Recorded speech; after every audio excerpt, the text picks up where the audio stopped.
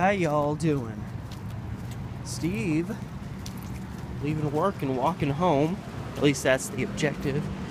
And as I usually do, I'm going to take you through the perceivable nightmare. Whoa, I almost died. Perceivable nightmare that is walking through the parking lot of the old Marshall High School, now functioning as Grant High School, while the actual Grant High School gets fixed up.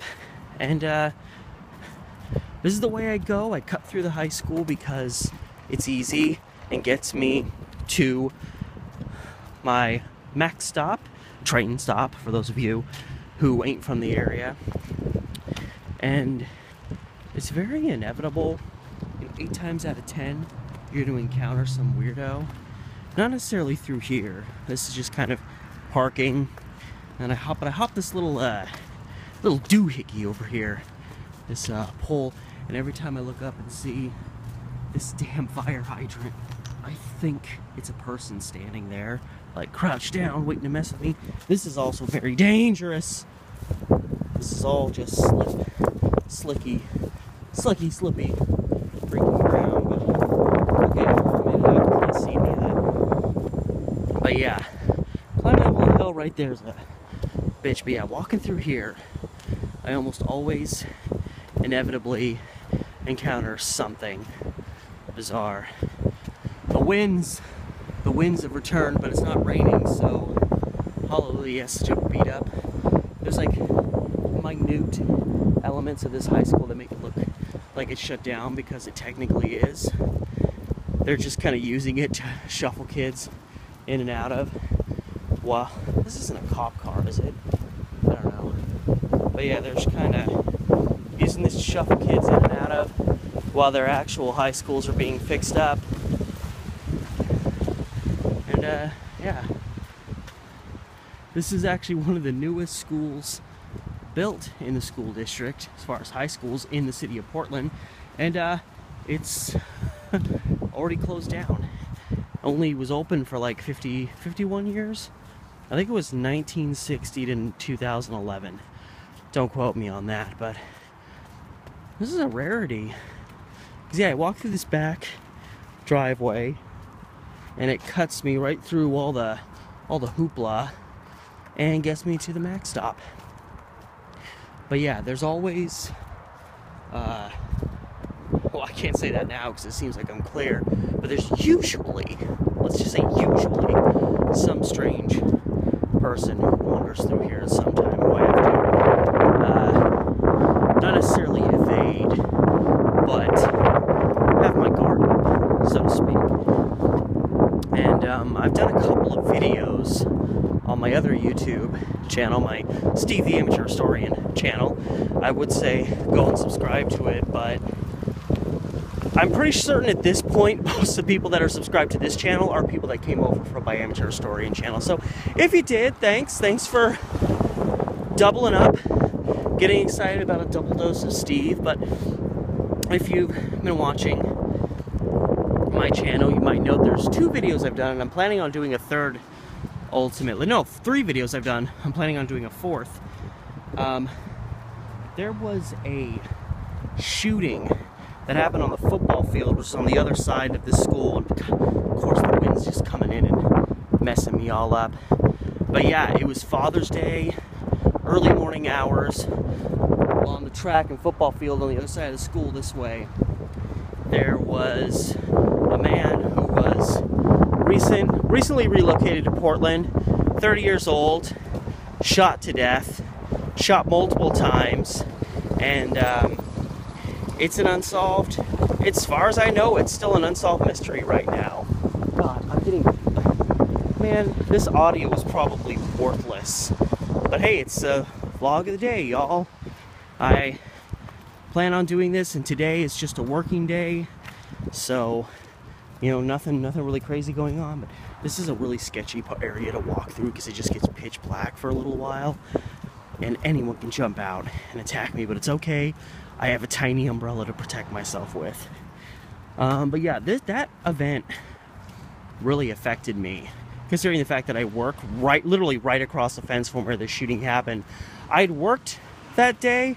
I got off, you know, early evening, and, you know, somewhere between like 6 to 12 hours later, this young guy was murdered. And it's bizarre. It happened, you know, end of the day or early morning hours. He wasn't found till like the 4 o'clock a.m. hour of Father's Day. I want to say it was like June 17th, right at the end of the school year.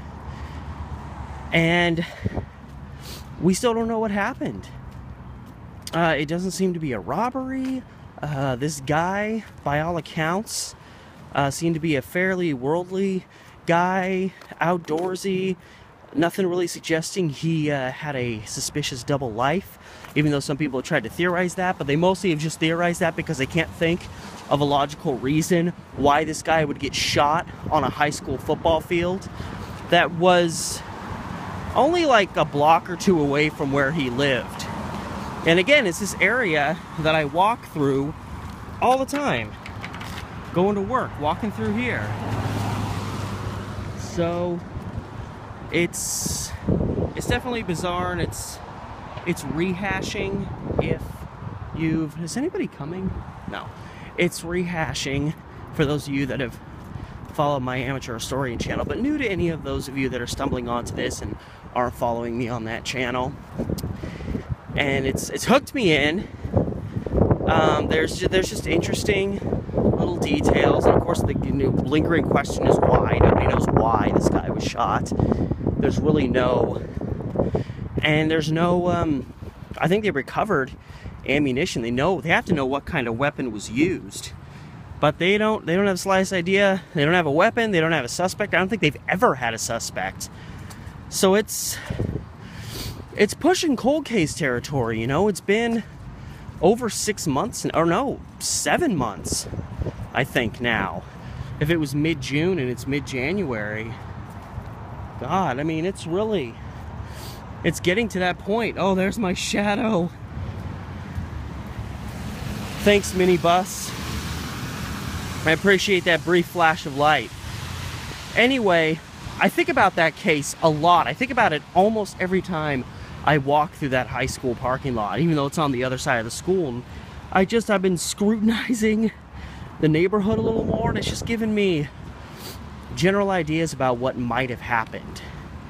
I mean, again, I have so little to go on. I have whatever has been released by the media, which isn't much. It's an ongoing investigation, so there's a lot of details that do exist that I'm not privy to, because I am not an officer of the law. I'm not a detective. I'm an amateur detective, but not quite in the know, so to speak. And I'm planning on doing another video just once I get it really figured out exactly where it's going to go. And that's the plan. That'll be showing up on my amateur historian channel at some point. But yeah, I'm just walking home, not a lot to report. I'm wiped out from the day, so I'm gonna go home and just chill. And I just started kind of thinking about that, as I do oftentimes when I walk through that area. So yeah, it's a bizarre mystery. And anyway, guys, my throat is hoarse. It was a long day at work, and I'm looking forward to a long night of jack squat once I head home. Newer ticket booth, somewhat convenient, some ways not. Anyway, guys, this is Steve, and I'll see you tomorrow.